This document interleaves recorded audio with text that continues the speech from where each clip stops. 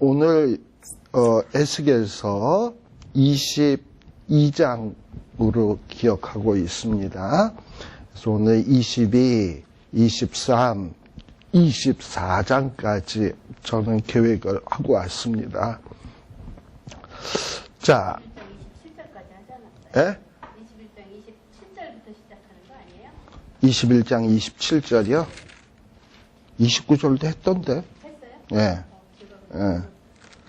29절도 했었어요. 자, 22장부터 합시다. 근데 다 비슷비슷한 내용이니까요. 우리가, 요 에스겔서는 특별히 에스겔서, 요 24장까지는 이스라엘 백성들의 어떤, 죄가 무엇인지, 또 그로 인해서 앞으로 어떤 심판을 받게 될 것인지에 대한 내용을 예언하는 내용입니다. 우리 에스겔서 3장에 보게 되면 에스겔이 파수꾼의 소명을 받거든요. 바로 이 에스겔은 이 심판을 앞두고 이스라엘 백성들에게 죄를 지적하고 회개하라는 거예요. 그래서 정말 죽지 말고 살라는 거예요. 근데 만일에 회개치 않는 경우에는 이런 무시무시한 심판이 있다라는 얘기를 하는 겁니다. 또한 한편으로 또 어떤 메시지도 증거하는 거냐 하면 이제 심판은 기정사실화 되었기 때문에 자꾸 심판을 피하려고, 심판을 안 당하려고 생각하지 말고 이 심판은 그동안 이스라엘 백성들이 지어왔던 죄 때문이기 때문에 우리는 죄를 지어서 하나님의 징계를 받아 마땅해.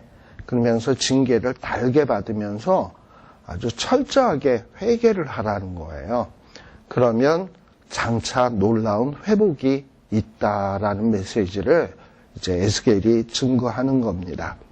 그래서 이 에스겔서 22장 역시 이제 장차 하나님의 도성인 이 예루살렘이 무시무시한 하나님의 징계를 받게 될 것이다 라는 메시지를 증거하게 됩니다. 그래서 22장 1절에 보면 여호와의 말씀이 또 내게 임하였다 라면서 이제 에스겔에게 무슨 얘기를 하냐 하면 2절에 보면 이 예루살렘 성읍이 범죄했다고 해서 네가 이 예루살렘 성읍을 재판하려고 하느냐?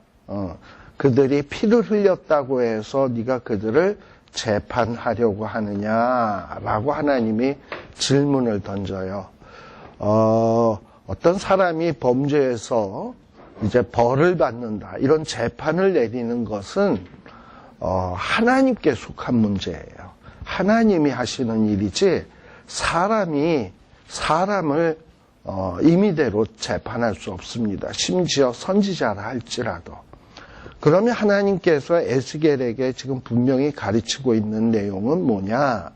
너가 할 일은 예루살렘이 범죄했다고 해서 재판하는 일이 아니라 너는 네가 해야 될 일은 예루살렘의 성읍에 있는 사람들이 어떤 잘못을 어떻게 했는지에 대해서 알게 하라는 거예요. 즉 그들의 죄가 무엇인지 깨우치는 게 선지자 에스겔의 임무라는 얘기예요.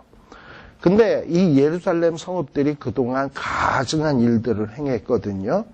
그 특별히 이스라엘 백성들이 행했던 가증한 일은 뭐냐? 첫째는 피를 흘렸다. 우리 2절에도 보면 피 흘린 성읍하고 나오죠. 3절에도 보게 되면 피를 흘려 벌 받을 때로 이르게 하며 라고 되어 있죠.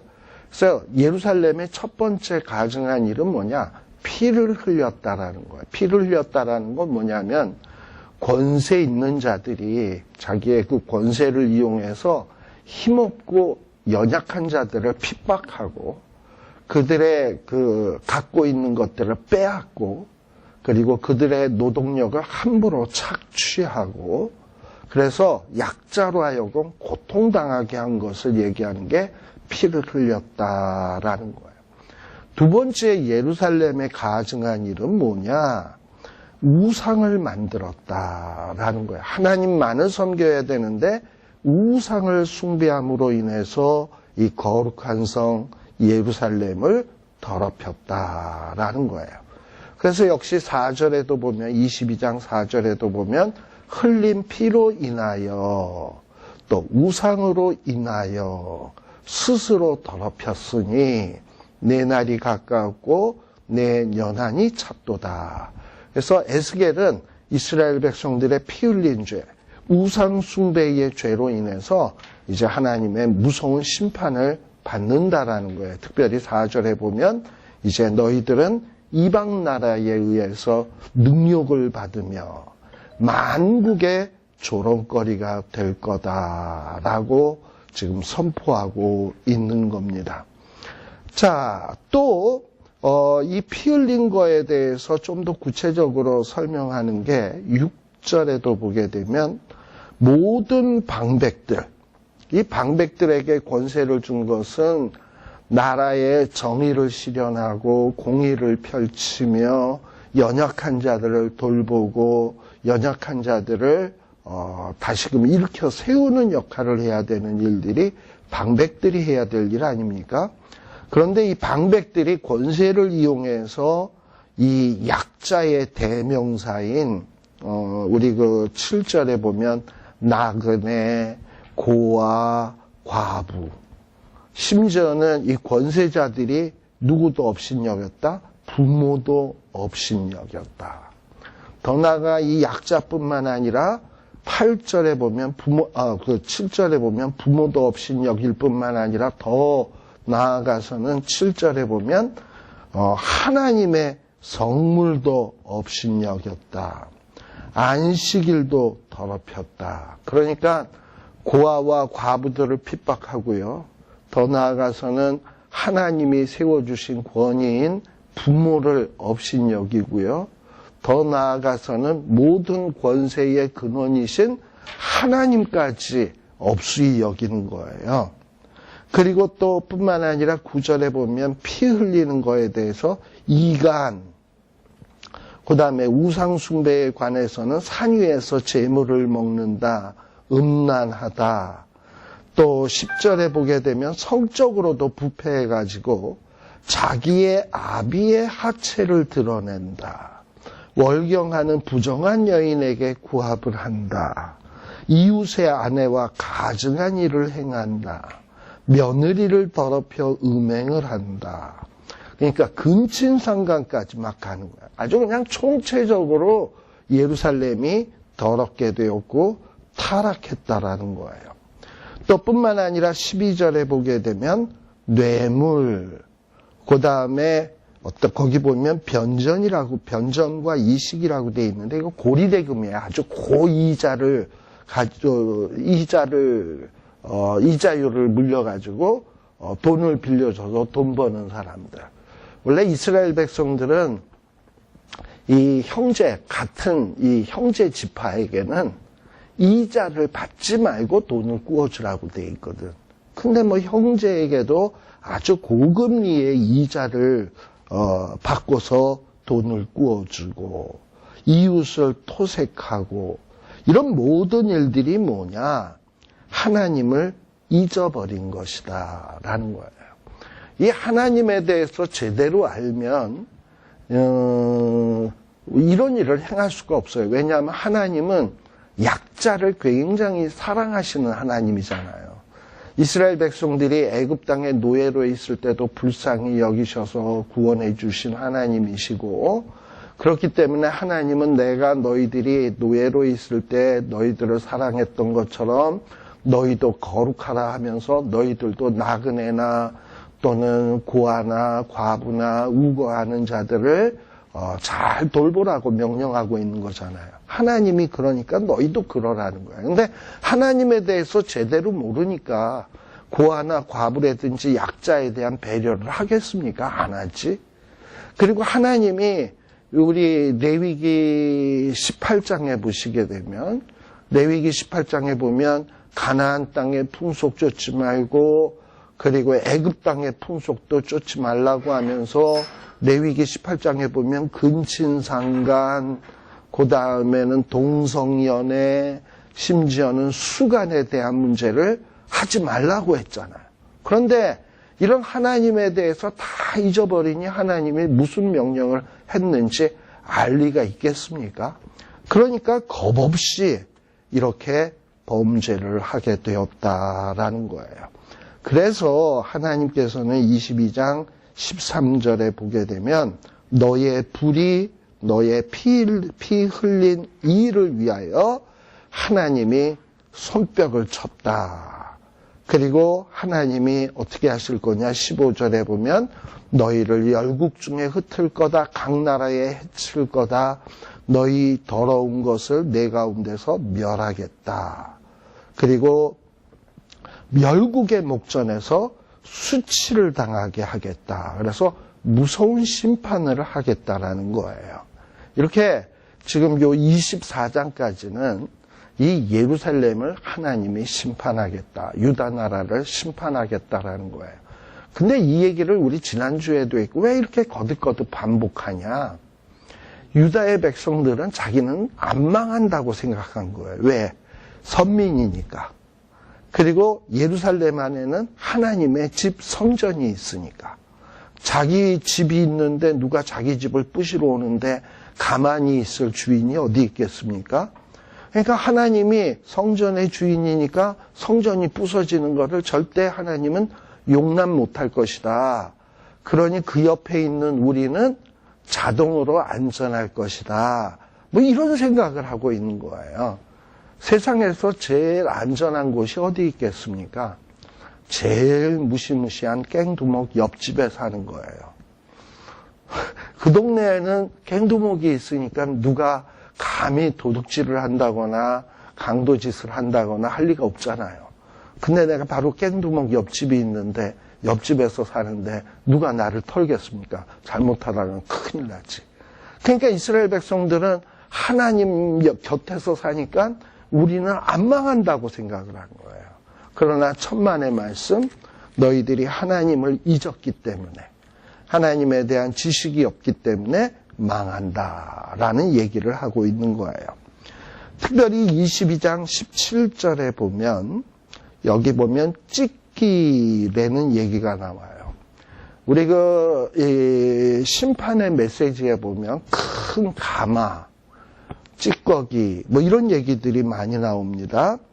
여기 보면 무슨 얘기가 나오냐 18절에 보면 이스라엘 족속이 내게 찌꺼기가 되었다. 이 찌꺼기라는 말이 뭐냐 하면 영어로는 드로스라는 말인데요. 뭐 어떻게 보면 뭐라 그래? 이 쓰레기 같은 거, 버릴 거. 그러니까 은이나 금에 보면 그 안에 보면 은, 금도 있지만 불순물 같은 게 있잖아. 제하여 버려야 되는 거. 그런 것을 얘기하는 거예요. 그러니까 이스라엘 백성이 뭐같이 됐다? 하나님한테는 전혀 필요가 없는 찌꺼기 같은 자가 되었다. 예를 들면 납, 철, 은 이런 거에 포함되어 있는 찌꺼기. 그러나 이 납, 철, 은이 가치 있는 것이 되기 위해서는 어떻게 해야 됩니까? 이 찌꺼기를 제거를 해야 돼. 근데 이 철, 금속 안에 있는 찌꺼기를 제거할 수 있는 방법은 뭐냐? 풀무불에다 넣어가지고 그 금속들을 녹여야 돼. 그래가지고 이 밀도에 의해서 이렇게 구분해가지고 찌꺼기를 제거해 버려야 된다 이 말이에요. 그래서 이제 하나님이 이 풀무불 비유를 통해서 20절에 보면 풀무불 속에다가 철, 납, 상납 이런 거를 풀무불 속에다 넣고 막 녹이겠다는 거지. 즉 이스라엘 백성을 막 녹여버리겠다라는 거예요. 아주 하나님의 분노의 불로 녹이겠다. 그래서 은이 풀무불 가운데서 녹는 것 같이 너희들이 이제 녹아버리겠다. 그러니까 하나님의 분노를 쏟으시겠다라는 얘기입니다. 자, 그러면 왜 이렇게 이스라엘 백성들에게 이렇게 하나님이 분노하시는가? 25절에 보면 이스라엘 나라의 선지자 어떠합니까? 아주 배역하고 사자가 식물을 움킴 같다. 사람의 영혼을 삼킨다. 전제와 보물을 탐한다. 그리고 과부로 그 가운데 많게 한다. 우리 다른 선지서에 보면 선지자들이 어떠하냐? 이에 물면 평강을 외치나 이에 뭘 물려주지 아니하면 전쟁을 예비하는도다라고 했죠. 선지자들이 하나님의 말씀으로 백성들을 신앙으로 잘 양육을 해야 되는데 마치 선지자들이 사자처럼 이 백성들을 잡아먹는 데만 그야말로 뜯어먹는 데만 관심이 있는 거야. 그리고 과부를 많게 했다. 또 심지어는 26절에 보면 또 누가 나오냐? 제사장. 자, 선지자도 지도층이고요. 제사장도 종교 지도자입니다. 근데 제사장 종교 지도자들이 어떠했냐? 율법을 솔선수범해서 먼저 지켜야 되는데 율법을 범하였다. 또 하나님의 성물을 더럽혔다. 하나님의 성물을 더럽힌 것은 특별히 어떤 걸 얘기하는 거냐면 이 제사장들이 그 제물을 갖고 오면 그러니까 제사 드릴 때 뭐 소나 양으로 제사를 지내잖아요. 제물을 갖고 오면 그 제물이 하나님 앞에 제사 드리기에 합당한가 안 합당한가 이거를 판단할 수 있는 권한이 누구에게 있냐면 제사장에게 있어요. 이게 부정한 제물인가 정결한 제물인가 이걸 판단할 권한이 있어요. 근데 이 당시에 제사장들은 그런 권한을 이용해서 어떤 그 나쁜 짓들을 했어요. 예를 들면 누가 이렇게 제물을 갖고 오잖아. 멀쩡한 제물을 갖고 왔는데 제사장이 딱 보고서는 아 이건 불합격 제사 드리기에 합당치가 않아. 이렇게 불합격을 딱 시키는 거예요. 그러면은 이 사람이 그럼 나 어떻게 해요? 이거 멀리서 이 제물 갖고 왔는데 다시 집에 갔다 와요. 이러면은 저 밑에 골목길에 내려가면 거기 양이나 소 파는 데 있는데 거기 가서 제물 사와. 그러면 거기 있는 거는 괜찮은 거니까 사와. 이러는 거예요. 그러면 거기에 내려가서 어쩔 수 없이 제사 지내야 되니까 다른 소나 양으로 사올 거 아닙니까? 근데 엄청 비싸단 말이지, 그런데. 그래가지고 이제 그걸 사갖고 오면 사실은 자기가 원래 갖고 왔던 소나 양보다도 훨씬 못한 놈인데 그 가게에서만 이 소나 양을 가져오면 제사장이 딱 보고 흠이 있음에도 불구하고 합격하는 거야. 그러면은 이 소나 양을 판 가게는 엄청 비싸게 팔았으니까 돈을 많이 벌었겠죠? 그러면 그 돈 많이 번 데서 몇 퍼센트를 떼서 제사장에게 리베이트를 주는 거야. 그러면 제사장들은 돈을 버니까 짭짤하고 재물은 원래 그 사람이 갖고 왔던 재물보다 더러운 재물로 드리는 거 아닙니까? 그런데 이런 더러운 재물로 드리면서 하나님 앞에 징계받는 거에 대해서 제사장은 전혀 두려움이나 이런 어떤 생각이 전혀 없는 거야. 그냥 돈만 벌면 돼. 백성들의 주머니만 털면 돼. 이게 뭐냐면 제사장들이 율법을 범하고 하나님의 성물을 더럽혔다. 거기 나오네요. 거룩함과 속된 것을 제대로 분별치 아니했다. 이 거룩함과 속된 것을 분별하는 권한을 이용해서 어떤 자기의 뱃속만 불리는 일들을 했다 이 말이죠. 부정함과 정한 것을 사람으로 분별하게 하지 아니하였으며 또 눈을 가리워 나의 안식일을 보지 아니하였다. 이렇게 제사장들이 타락했고요. 27절에는 또 누구냐? 방백들. 방백들은 백성들을 다스리는 정치 지도자들이죠. 근데 이 방백들은 어떠냐? 식물을 삼키는 이리 같다.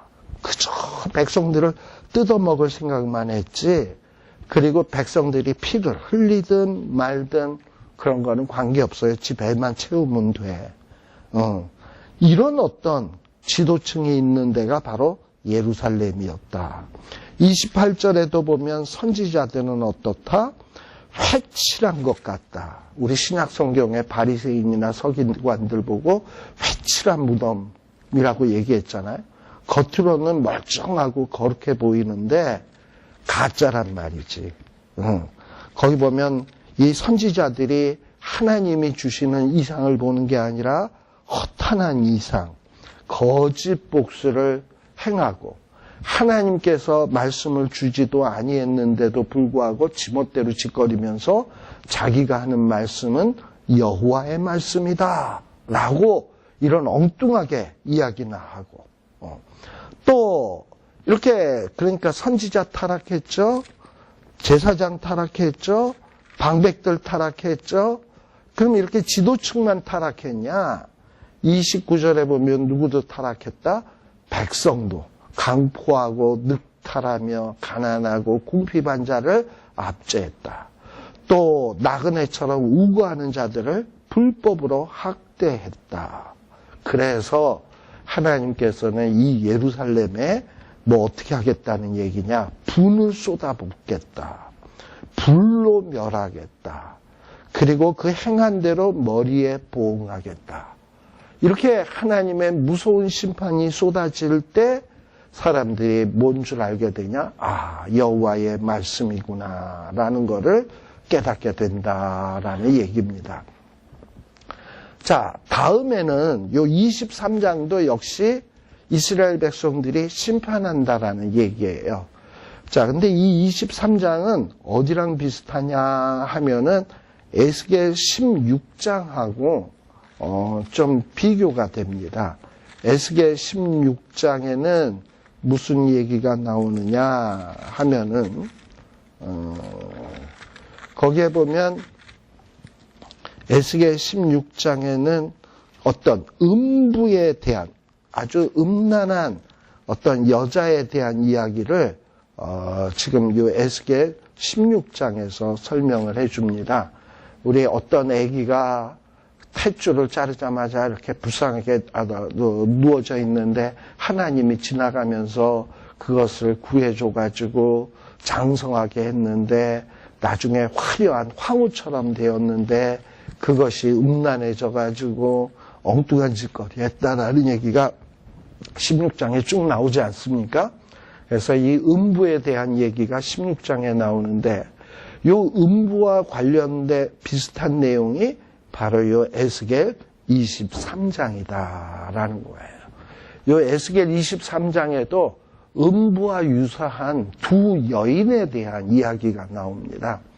그런데 에스겔 16장에서는 그 음부에 대한 어떤 그 죄를 일종의 종교적인 차원에서 지적하고 있는 거예요. 왜 음부냐? 사랑해서는 안 될 것을 사랑하는 거예요. 하나님을 사랑해야 되는데 사랑해서는 안 되는 엉뚱한 우상을 사랑한 거에 대해서 책망하는 비유가 16장이고요. 그러니까 종교적인 음행, 우상 숭배, 종교적인 음행에 대해서 하나님의 비유로 책망하는 내용이 에스겔 16장이고 이 에스겔 23장은 이제 음부이긴 한데 두 음부에 대해서 얘기를 하는데 여기서 두 음부는 뭐냐? 종교적인 음행이 아니라 이거는 정치적인 음행이에요. 즉 무슨 얘기냐? 우상을 숭배한 게 아니라 어떤 이스라엘 백성들이 환난을 당하거나 어떤 전쟁에 공격을 받거나 이런 어려운 일이 생기게 되면 사실 이스라엘 백성들은 어떻게 해야 됩니까? 성경에 보면 시편 같은 데 보면 환난 날에 나를 부르라 하나님을 불러야 되잖아요. 그런데 이스라엘 백성들이 하나님에게 가서 도움을 요청하는 게 아니라 이런 어떤 이방 나라의 침략을 받게 되면 강대국인 아수르에게 뽀르르 달려가가지고 우리 좀 도와달라 그러고 또 애굽에 뽀르르 달려가가지고 우리 좀 도와달라 그러고 바로 이렇게 어떤 이방 나라, 거대한 세력이 큰 나라를 의지하려고 하는 이런 어떤 정치적인 음행, 이거를 지적하는 내용이 요 23장의 내용이에요. 그런데 요 23장의 두 음부에 해당되는 여인을 2절에 보면 두 여인이 있다라는 거예요. 근데 이 두 여인은 다 누구의 딸이냐? 한 어미의 딸이다. 그러면 여기에서 이 두 여인은 누구고 한 어미는 누구냐? 우리가 한 어미는 이 야곱은 이스라엘이라고 부르죠. 야곱의 이름이 바뀌어서 나중에 이스라엘이 되는데 이 이스라엘의 12지파로 형성되어 있지 않습니까? 그래서 원래 이 12지파 전체가 이스라엘이라고 하는 한 나라였어요. 그런데 이것이 솔로몬 왕 이후 두 나라로 쪼개어졌잖아. 그래서 여기 보면 두 여인은 뭐에 해당되는 거냐? 이 야곱에게서 이렇게 나온 북이스라엘, 북쪽의 10지파, 그리고 남쪽의 유다지파 해가지고 남북이 이스라엘이 나누어지잖아요. 이걸 두 여인이라고 얘기를 하는 거예요. 그런데 이 두 여인, 북이스라엘과 유다는 본시 한 나라였잖아. 그리고 한 나라였고 애굽에서 같이 출애굽을 한 형제들 아닙니까? 근데 이들이 애굽에서 400년 동안 있을 때 뭘 했다? 3절에 거기서도 행음을 했다라는 거예요. 근데 여기에서 행음을 했다라는 것은 그 애굽 땅에 있으면서도 애굽 사람에게 잘 보이려고 그랬지 뭔가 이렇게 하나님을 의지하려고 전혀 안 했다는 거야. 그러면서 이 애굽 사람들에게 유방이 눌리며 처녀의 가슴이 어루만진 바 되었다. 이렇게 얘기를 하고 있어요. 굉장히 표현이 야하죠. 4절에 보면 그 이름이 형은 오홀라, 장막이라는 뜻입니다. 아우는 오홀리바, 장막이 그녀 안에 있다라는 뜻이에요. 오홀리바 다 같은 어원이에요. 근데 이 오홀라는 누구를 비유하는 거냐? 북이스라엘. 그리고 오홀리바는 누구를 비유하는 거냐? 남유다예요. 자, 그런데 이 오홀라와 오홀리바가 자녀를 낳았대. 그러면 이 자녀는 또 누구야? 오홀라는 북이스라엘이라 그랬잖아요. 북이스라엘의 자녀, 즉 북이스라엘의 수도는 어디냐? 사마리아. 또 오홀리바의 자녀는 누구냐? 유다 나라의 수도인 예루살렘이다라는 거예요. 이런 식으로 지금 이 두 여인이 다 누구를 상징하는 거냐면 북이스라엘과 남유다, 이 야곱의 후손 이스라엘 백성들을 상징하는 겁니다. 그런데 이 백성들이 어떠했냐? 이 하나님께 속한 사람들인데 환난을 당하거나 어려움을 당하면 하나님을 의지하는 게 아니라 5절에 보면 어떠했다? 그 이웃 아수르 사람을 사모했다.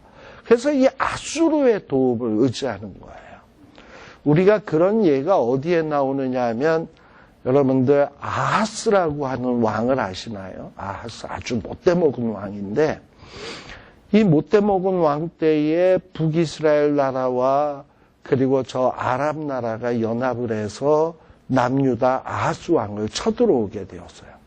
근데 이때 아하스는 하나님에게 도움을 요청한 게 아니라 이 아랍 나라와 북이스라엘이 연합을 해서 쳐들어오니까 아수르에게 뽀로로 달려가가지고 도와달라고 요청을 했단 말이지. 이런 식으로 이스라엘 백성들이 어려움을 당할 때는 자꾸 아수르의 도움을 요청을 하는 거예요. 특별히 여러분들 열왕기상 15장 19절 한번 볼까요? 열왕기상 15장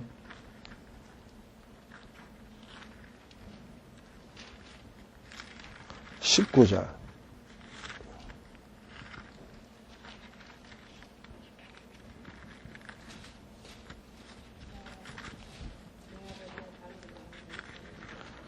자,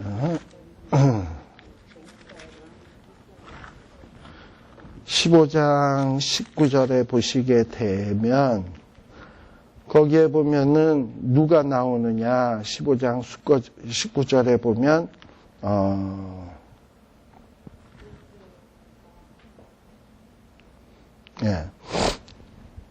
15장 19절에 보면은 아사가 여호와의 전 곡간과 왕궁 곡간에 남은 은금을 몰수히 취하여 그 신복의 손에 붙여 다메섹에 거한 아람 왕 헤시온의 손자 베나단에게 보냈다.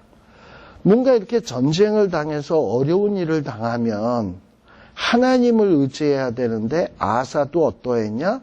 엉뚱한 아람 왕을 의지하고 그리고 그에게 조공을 바쳐서 그 위기를 모면하려고 했다라는 거예요.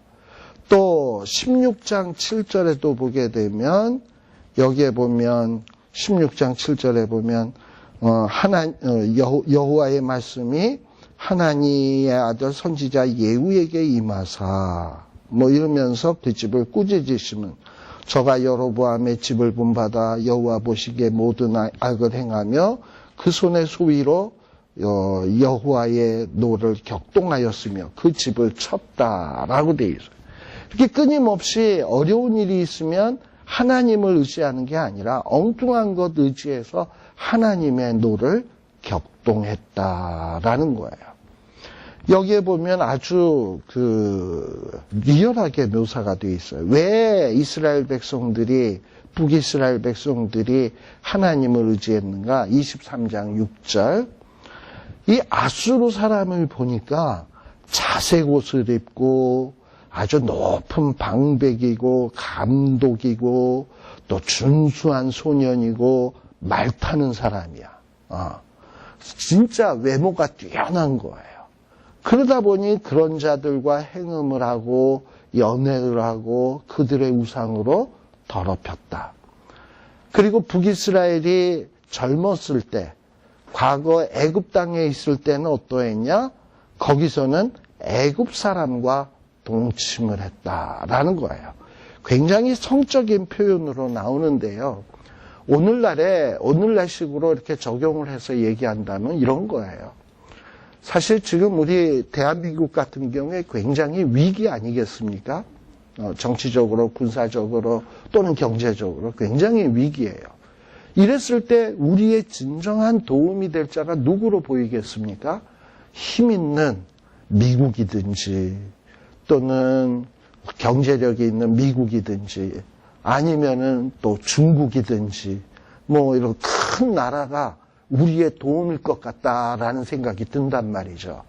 그러다 보니 이런 정치 지도자들이 끊임없이 어디랑 선을 닿으려고 하냐 하면은 이런 정치 지도자들, 왜 이방 나라의 중국의 시진핑이나 혹은 미국의 트럼프나 손을 닿아가지고 그 문제를 해결해 보려고 하는데 이것이 잘못되었다라는 거지.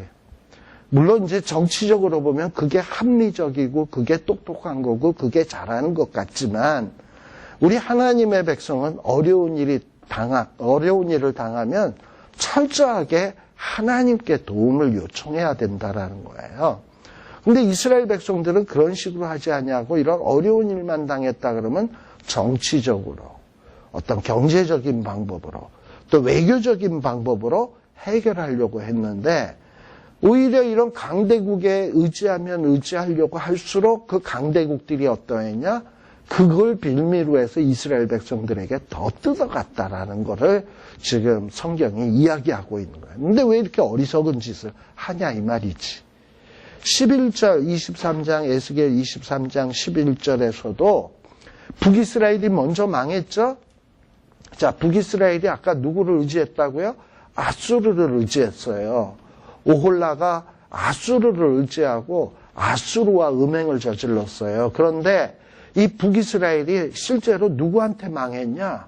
아수르에게 망했어요. 그러니까 그런 말도 안 되는 일이 어디 있습니까? 그죠? 아수르를 의지하면 아수르가 도와주고 구원해 줄 줄 알았는데 결국은 누구한테 망했냐? 아수르에게 망했다는 거야.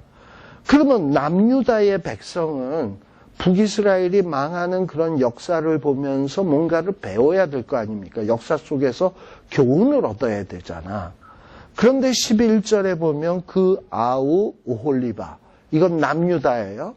이 남유다가 북이스라엘이 저렇게 아수르 의지하다가 아수르에 의해서 쫄딱 망하는 것을 보고도 오히려 자기 그 형보다, 오홀라보다도 더 음욕이 더해서 그 오홀라가 간음을 했던 것보다도 그 간음이 더 심함으로 이 남유다도 어떠했다? 아수르 사람을 역시 연애를 했다. 왜 이렇게 아수르 사람을 연애했을까? 멋지거든, 아수르가. 아주 화려한 의복을 입고 방백, 감독, 말 타는 자, 준수한 소년, 정말 저자를 의지하면 자기네게 도움이 될 것 같거든. 그래서 13절에 보면 이 두 여인, 오홀라와 오홀리바가 똑같이 아수르를 사랑하는 그 길로 행했다. 그래서 더러워졌다라는 거예요. 또 심지어는 이 남유다 오홀리바는 14절에 보면 음행이 더했대요. 그래서 붉은 색깔로 벽에 그린 사람의 형상이 나오는데 그 사람이 누구냐? 갈대아 사람의 형상이야. 근데 그 형상은 어떠하냐? 15절에 보면 허리를 띠로 동이고 머리를 긴 수건으로 쌓고 용모는 다 존귀한 자, 누구냐? 갈대아 바벨론 사람 같은 자다라는 거예요. 그래서 이 남유다는 또 누구를 또 아수르를 사랑하다가 또 누구를 사랑하냐? 바벨론을 사랑하는 거예요. 바벨론에게 도움을 받으려고 하는 거야. 그래서 이 바벨론 사람을 연애해가지고 사신들을 갈대아에 보내서 조공을 바치고 그리고 갈대아 바벨론 사람들에게 충성을 다했다 이 말이에요. 그럼 바벨론 사람들이 이 유다 나라를 사랑하나? 안 사랑해요. 조금 단물만 빼먹고 그 다음에 싫어했다라는 거예요. 우리 성경에 보면 다윗의 아들 가운데 첫 번째 아들이었던 암논이라고 하는 자가 있어요. 근데 이 자가 그 자기의 이복 여동생 다말이라고 하는 이 여자를 그야말로 아픈 신용하고서는 병상에 누워 있으니까 아버지 다윗이 와서 너 빨리 일어나야지 어떻게 하면 빨리 날 수 있겠냐 이랬더니 이 암논이 뭐라 그러냐, 내 이복 여동생 다말이 와서 나를 간호해 주면은 병이 빨리 나을 것 같아요. 이래가지고 다말을 병수발 들게 하는 거예요. 근데 병수발 들러 온 다말을 그야말로 강간을 해버린 거예요, 암논이. 그리고서는 강간을 하고 그 몸을 더럽힌 다음에는 그 다말이 그 좋아하던 마음이 싹 식어가지고 그게 버린 거야, 그 다말을. 그러니까 다말이 얼마나 속이 상해요. 울면서 집에 돌아왔는데 누구에게 돌아왔냐? 그 바로 동복 오빠가 누구냐면 압살롬이거든. 그러니까 이 압살롬이 열받아가지고 이놈이 내 동생을 욕보여 해가지고 또 암논을 죽이는 무시무시한 일이 벌어지지 않습니까? 마찬가지로 바벨론 사람들이 유다 나라가 막 자기네들을 사랑한다 그러니까는 단물만 쏙쏙쏙쏙 빼먹고 그 다음에 어떻게 되냐? 싫어지는 거야. 18절에 보세요. 거기에 보면 내 마음이 그 형을 싫어한 것 같이 그를 실행하였으나 라는 거예요. 이런 어떤 바벨론이나 아수르 사람들이 단물만 빼먹고 싫어하는 거야. 싫어하고 배척을 하는 거예요. 그런데도 이 오홀리바는, 이 유다 나라는 음행을 더해서 19절에 보면 젊었을 때 곧 애굽 땅에서 음행하던 때를 생각하고 하체는 나귀 같고 정수는 말 같은 음란한 간부를 연애하였다라고 돼 있어요. 여기서는 또 애굽을 연애했다라고 돼 있잖아요. 이거는 역사적으로 뭘 얘기를 하는 거냐면 우리 그 시드기야라고 하는 유다의 마지막 임금, 시드기야는 바벨론 느부갓네살에 의해서 왕이 된 자예요. 우리가 알다시피 여호야김의 아들 여호야긴이 왕이 된 지 3개월밖에 못했는데 여호야긴을 바벨론으로 잡아갔어요. 그럼 유다 나라에 왕이 없잖아. 그래가지고 대신에 이 마따냐 시드기야를 왕으로 세웠습니다. 그러면 바벨론이 시드기야를 왕으로 세웠으니 이 시드기야는 바벨론에게 충성해야 될 것 아니에요. 그런데 나중에 가만히 바벨론에게 충성하다가 애굽이 점점 강해지거든. 그러다 보니까 애굽의 도움을 받으면 우리가 바벨론에서 독립할 수 있지 않을까 해가지고 또 애굽 편에 탁 붙었어. 그래가지고 바벨론 왕을 진노케 해가지고 결국은 바벨론 왕이 쳐들어와서 시드기야를 죽이고 포로로 잡아가게 되는 겁니다. 바로 그 역사를 지금 설명을 하고 있는 거예요. 그래서 22절에 보면 어떻게 되냐. 오홀리바, 남유다죠. 너의 연애하다가 싫어하던 자를 격동시켜서 사방에 와서 너를 치게 하겠다. 한때는 바벨론을 좋아하고 바벨론에 의해서 왕이 되었는데 그런데 이런 자들이 싫어해서 치러 온다라는 거지.